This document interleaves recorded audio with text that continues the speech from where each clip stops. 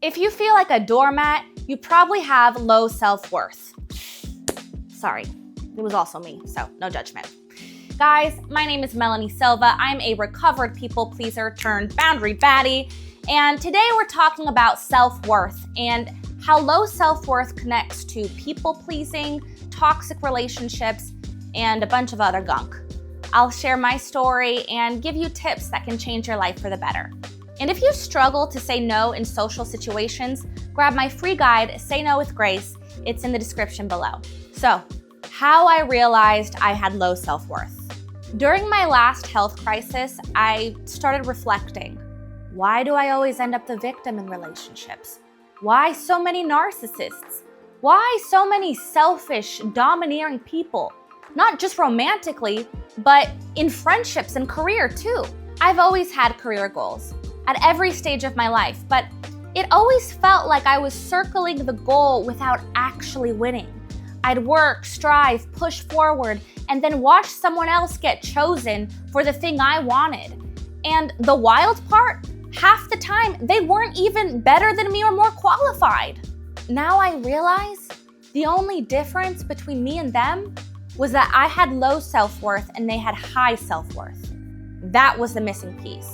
It felt like I was in this claw machine and I was the sad stuffed animal that never got picked, you know? Like I was out there just like, please pick me, choose me over this stuffed Hello Kitty.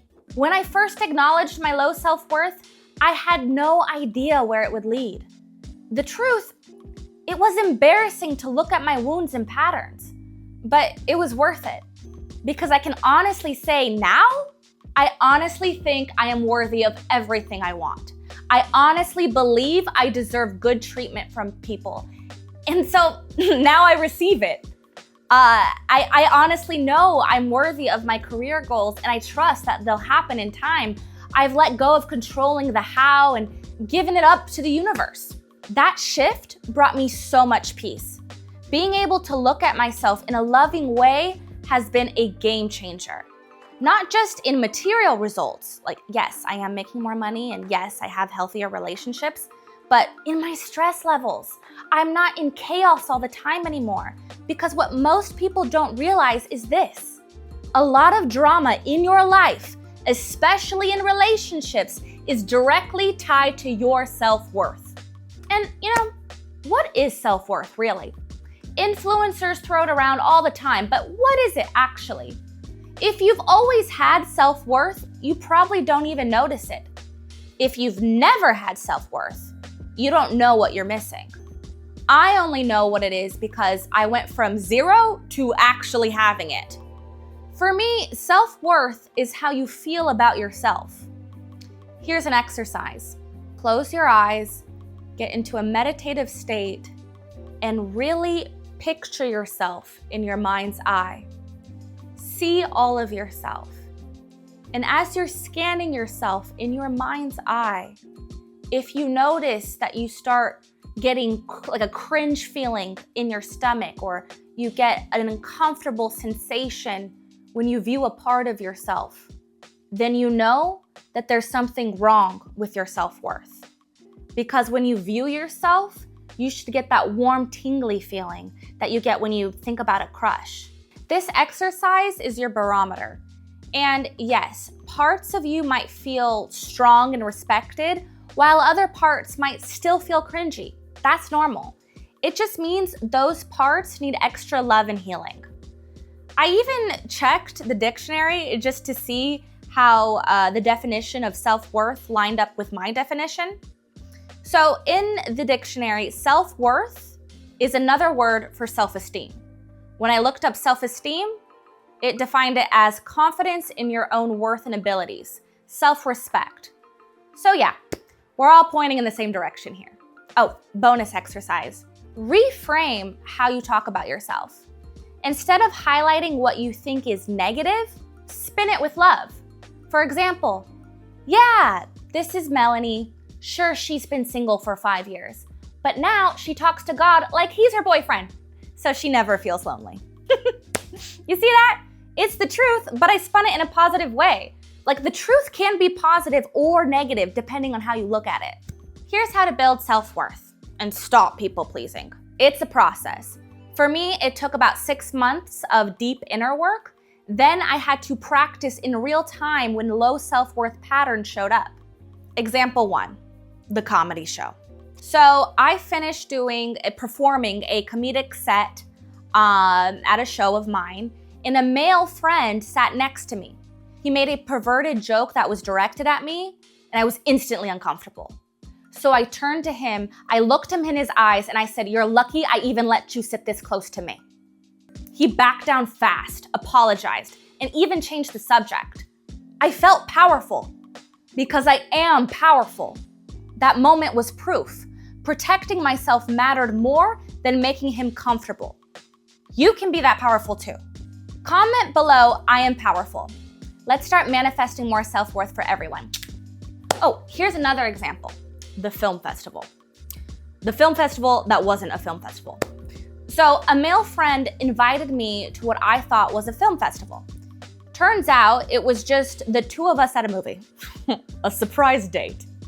Later, he shared toxic details about his ex and tried to recruit me as his emotional support system and romantic option. On top of that, he had career connections for me that he wanted to offer. Old me would have rearranged my life to help him out of fear of losing those supposed career opportunities.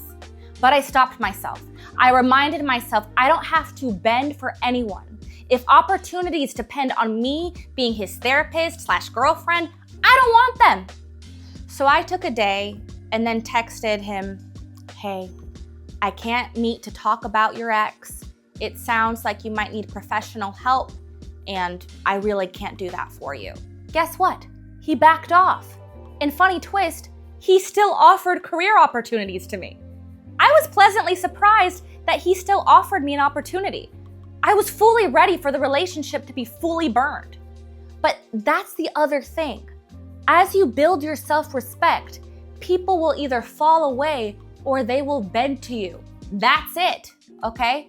Turns out when you stop acting like everyone's, free 24/7 life coach, people respect you more. Who knew? So I really want to make a big point here. Sometimes as women, we accept baloney treatment from men because we think we have to do that for the sake of our career. But here's the truth. When you accept BS treatment for the sake of your career, what you're really saying to the universe is, "I don't believe in myself enough to think I can build a career on my own. I believe he has more power than me over my own life, so I should submit to him." And that is low self-worth. You need to believe you have everything within you to create the life of your dreams, with or without anyone.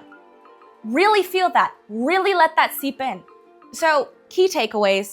Standing up for yourself feels awkward at first, but awkward is better than being a doormat. "Hey, mister, stop walking all over me." Boundaries get easier with practice, and soon they roll off naturally, And as your self-worth rises, narcissists and jerks lose interest. Peaceful people stay. The quickest way to build self-worth is to start defending yourself exactly where you are in life.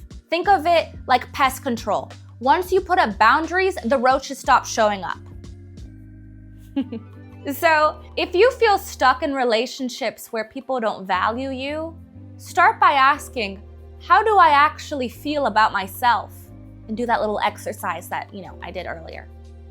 And then build self-worth through your inner work, standing up for yourself in real time. Drop a comment with your doormat story below, if you have one. I want to hear it.